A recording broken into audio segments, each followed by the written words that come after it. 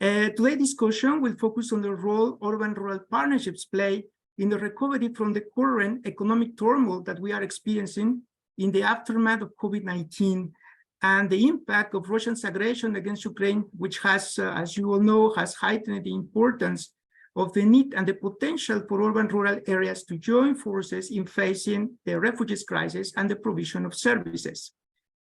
But we also have observed as well some other things that make urban-rural partnerships more important. For example, the results of megatrends such as globalization, digitalization, demographic change, along with improvements in communication and mobility infrastructure, and the traditional dichotomy between urban and rural areas, therefore, is losing its relevance as a policy approach. In this webinar, we will also discuss how we can expand the way to measure urban-rural interdependencies and the barriers we need to overcome to strengthen urban-rural partnerships. But before we start the webinar, let me give you some housekeeping points very quickly.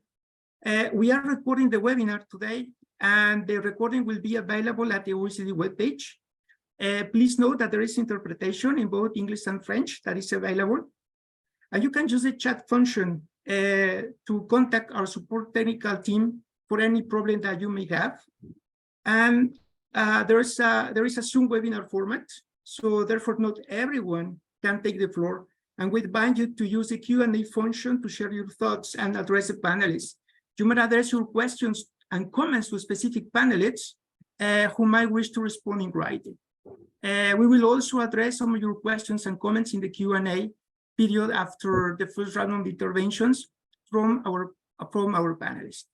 The speakers will have up to 7 minutes to make an intervention, and we ask all of you to feel free to engage with us on Twitter using the handle at OECD_local and the hashtag OECD cities and hashtag OECD rural. Before anything else, I would like to remind you that today is the 8th of March and we celebrate the International Women's Day. So I would like to say congratulations to all my colleagues, panelists, and participants on this very, very important day. And to kick off the webinar, I'm delighted to introduce my colleague, Dorothée Alain-Dupré, head of the OECD Regional Development and Multi-Level Governance Division. Dorothée is responsible for the work of the Working Party on Rural Development of the OECD Regional Development Committee. And Dorothée will provide some opening remarks and welcome participants on behalf of the OECD. So, Dorothée, you have the floor. Thank you very much, Oscar, and thank you for the kind words on this special day. So welcome to all. Bonjour à tous. Thank you for joining this webinar today. We are very pleased to see so many participants in the webinar. We have more than 60 countries that registered to participate: national government, subnational government, association of subnational government, NGOs, experts, etc. It reflects the very high interest and the momentum around this question of rural-urban partnership. This topic is a very important area of work for the OECD Regional Development Policy Committee, the RDPC, and this event is a collaboration between the 3 RDPC working parties on urban policy, rural policy, and territorial indicators. Today, we are very pleased to have with us the 3 chairs of this working party. So Peter Vosner, the chair of the Working Party on Rural Policy, Elisa Villares, the chair of the Working Party on Urban Policy, and Alessandro Alasia, the chair of the Working Party on Territorial Indicators. Developing urban-rural partnership is essential for any strategy of territorial development for the simple reason that urban and rural regions are mutually dependent. There is greater recognition today of this mutual dependency in the wake of the COVID-19 crisis and the energy crisis, and the kind of perfect storm to which our regions have been confronted to since 2020. Externalities linked to the impact of these shocks and to the global challenges like climate change are too high for any urban or rural region or even country to provide a policy response on its own in isolation. Rural-urban partnerships are critical to address the numerous challenges at stake. But there are also many opportunities to tackle in today's context of acceleration of the green and digital transition. And for this, strengthened rural-urban linkages are crucial. For example, as the demand for renewable energy grows, cities will largely rely on rural regions to produce energy from wind, water, and biomass. Already today, rural regions produce 63% of renewable energy in OECD countries. Another example is the fact that since COVID, urban teleworkers tend to move more to suburbs or rural areas close to cities. In a number of policy areas, cities seem to be actively seeking partnerships with their surrounding rural territories. Several examples of this will be presented today. Yet, these growing trends remain fragile and need to be supported by effective rural-urban partnerships. These partnerships are an imperative to implement more sustainable and balanced models of territorial development. The topic has gained prominence recently, but the OECD Regional Development Policy Committee and its working parties have been focusing on this topic for many years. 10 years ago, the Rural-Urban Partnerships Report identified 4 types of partnership, from explicit formal partnership with delegated functions to lighter forms of cooperation. More recently, the 2022 report on urban-rural linkages in Poland analyzed the benefits of better linkages of urban and rural territories in Poland, from the production of public goods to achieving economies of scale in public service provision and infrastructure and so on. An important message from this body of work is that rural-urban partnerships do not appear out of thin air. They need to be supported and incentivized, including by national governments, by integrating these linkages within the broader urban, rural, and regional development policy framework. And of course, it is easier said than done. An important challenge is how to overcome the silo effect that often prevails at all levels. For example, the silo effect prevails at the national level in the way rural and urban policies are designed. In many instances, urban policies remain oblivious to rural perspectives, and rural policies often fail to see the significance of urban centers for rural development. The silo effect also prevails at the subnational level, with fragmented approaches and a lack of functional integration at the relevant scale across rural and urban municipalities, for instance. Obstacles are linked to a wide range of factors: legal, regulatory, institutional, financial, political. Often a basic factor is also simply the lack of trust or the lack of time to engage in partnerships. Finding ways to address these obstacles will be an important part of our discussion today. So we will be now diving more deeply into these topics in the 3 sessions that Oscar highlighted. The first session will focus on how, in the aftermath of recent shocks, a stronger urban-rural collaboration can contribute to effective recovery and resilience strategies. The second session will look at how to further expand and develop ways of measuring rural-urban interdependency. To date, the most common measures of rural-urban interdependence is based on commuting flows. So this session will look at, for instance, how to include environmental and social factors in these evaluations. And last but not least, the third discussion will explore some of the barriers that I mentioned that continue to prevent rural-urban partnerships and ways to overcome them. And then we'll conclude with final remarks with Aziza. So without further ado, I would like to hand over the floor to Oscar and to move to the first session. Thank you all again for joining this important discussion, and I look forward to a fruitful discussion. Thank you very much. Thank you very much, Dorothée. Thank you for your words and for reminding us about the work that we have done on OECD, but still the long way ahead that we need to continue doing to promote urban-rural partnerships at the OECD and in our countries. Thank you so much for that. And now, after this intervention, we will move to our first panel with our distinguished panelists. They will share with us their views on the importance of rural-urban partnerships in their countries to ensure recovery and to foster resilience. So it is my pleasure to welcome our first speaker, Ms. Elisa Vilares from Portugal. Elisa is the head of division of territorial development and urban policy at the Directorate General of Territory of Portugal. And she is also the chair of the OECD Working Party on Urban Policy. Elisa, We know that Portugal has a long experience incentivizing a more balanced territorial development between different regions and certainly between urban and rural areas, notably to ensure a better access to essential services. What would you say? What could we learn from Portugal's experience on fostering urban-rural partnerships? And how could this experience could help us to enhance resilience and recovery in the current context? Elisa, the floor is yours. Well, thank you, Oscar. It's a real pleasure to be here today in this joint urban, rural and territorial indicators joint venture. It's going to be my goal to address some ideas on urban-rural linkages and more the needs, expectations, and potential, not so much to present definite paths or good practices. When it comes to urban and rural in Portugal, we have sort of these two distinctive spatial lenses that make up our territorial reading glasses. I'm going to use sort of a visual analogy since I'm not using any slides. So we have this wide territorial development lens with the goal of territorial cohesion in mind. But in Portugal, we don't much refer to urban and rural areas as much, but we talk more about coastal and inner areas, thriving coastal areas and shrinking inner areas. Mainly because the territorial expression of the urbanization pool in Portugal has led to two metropolitan coastal areas, Lisbon and Porto, comprising 44% of the population and a concentration of over 80% of our population living in the coastal areas.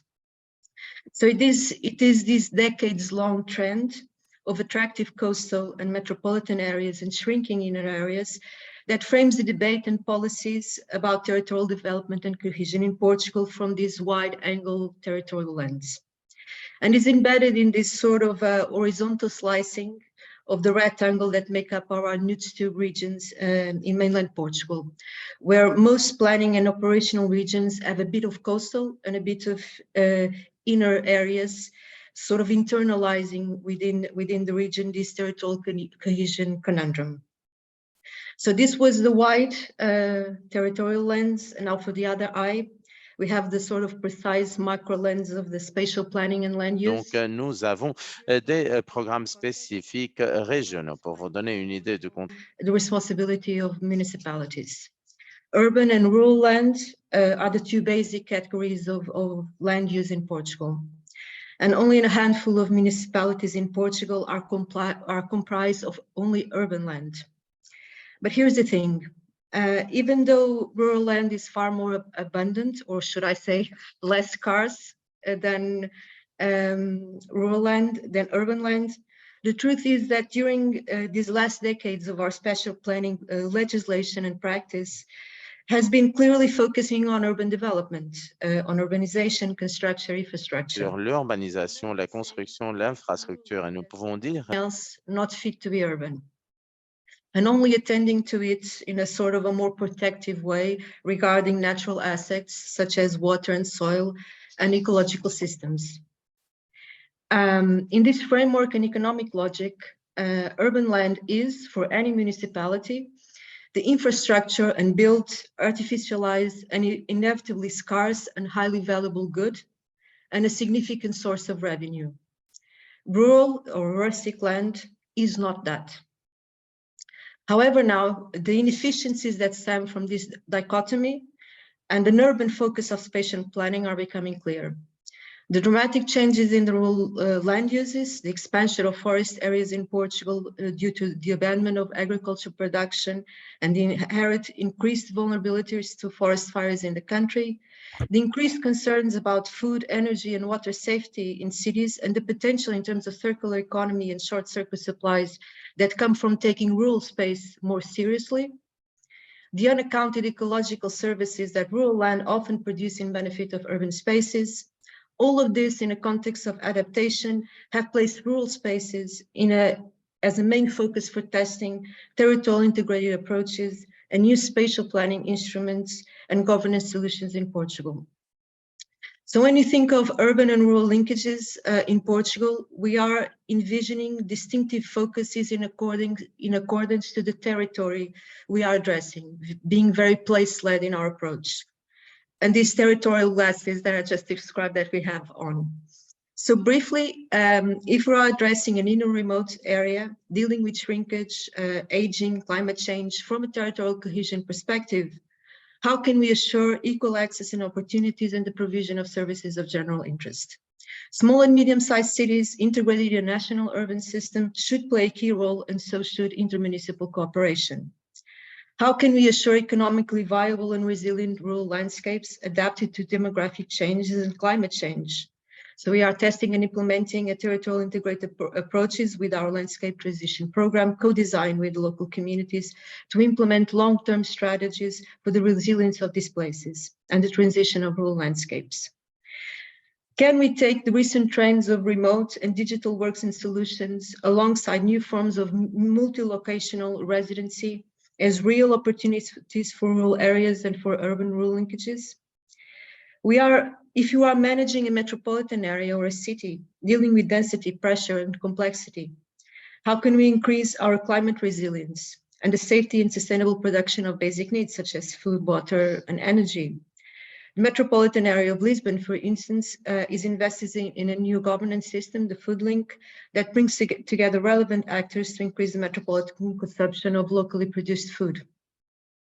How can we value the services rural and natural areas provide to cities and metropolitan areas, including water, air, biodiversity?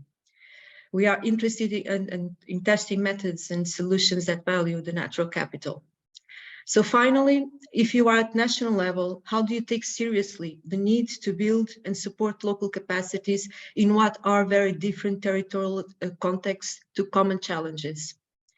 How do you make territorial diversity an asset and not just an afterthought? In Portugal, we have been experimenting on programs and initiatives that support networks for local capacity building and co-learning between cities, towns, and villages of all sizes on common challenges such as climate adaptation or circular economy. There is a dimension to urban-rural linkages and to territorial cohesion, I should add, that is totally material. It's about capacity building, collective intelligence, representation, and recognition. But it needs proximity, human, sensorial, and is about knowledge and care. It's about the acknowledgement and value of territorial diversity in face of common challenges. So finally, I think this OECD project on urban-rural linkages enables us to explore these and other different paths and concerns within our specific territorial context and challenges, such as I think was done in Poland, and we'll hear about it today. So I'm looking forward to listening to all of my colleagues. Thank you.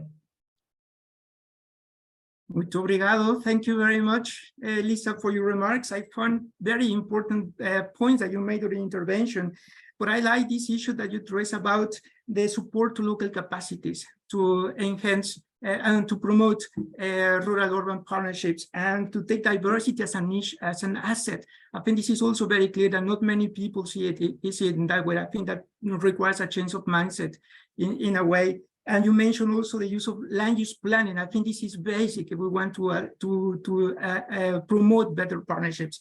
There are many important topics here that I would like to, if we can discuss later on during the Q&A session. Thank you very much for your remarks.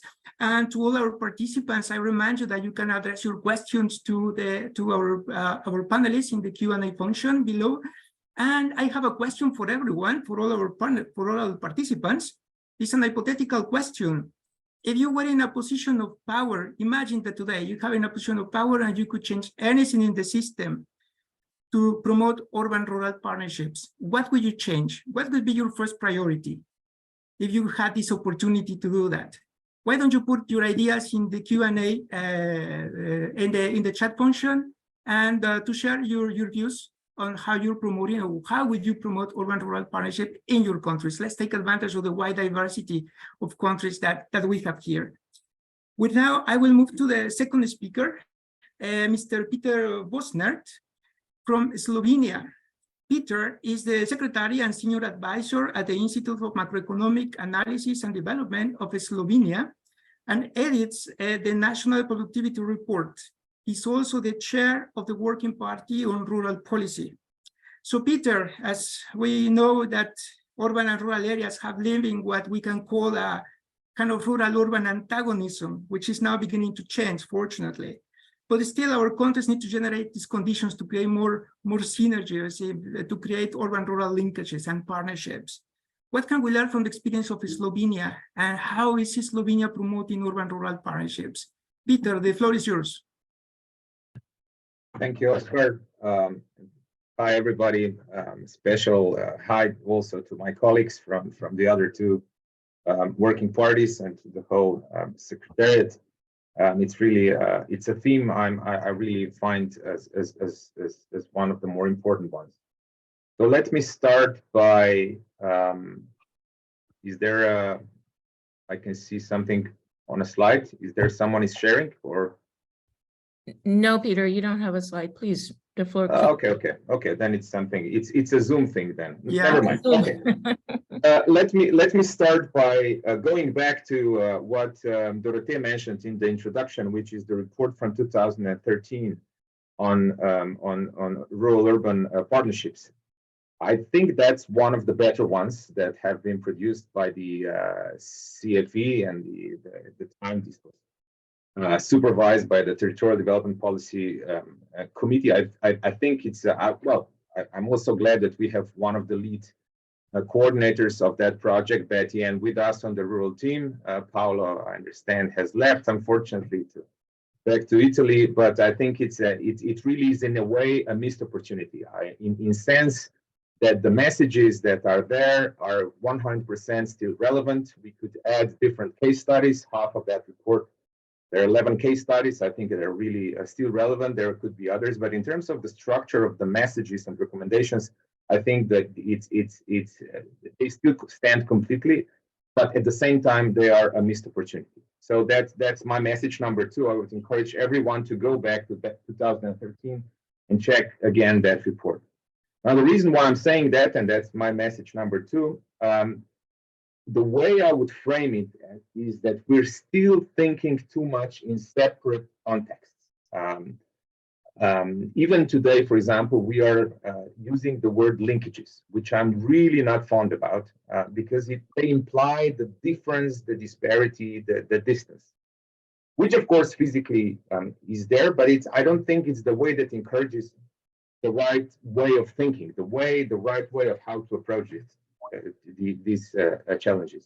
And even the way how we have structured this discussion today is about how these partnerships could be part of recovery and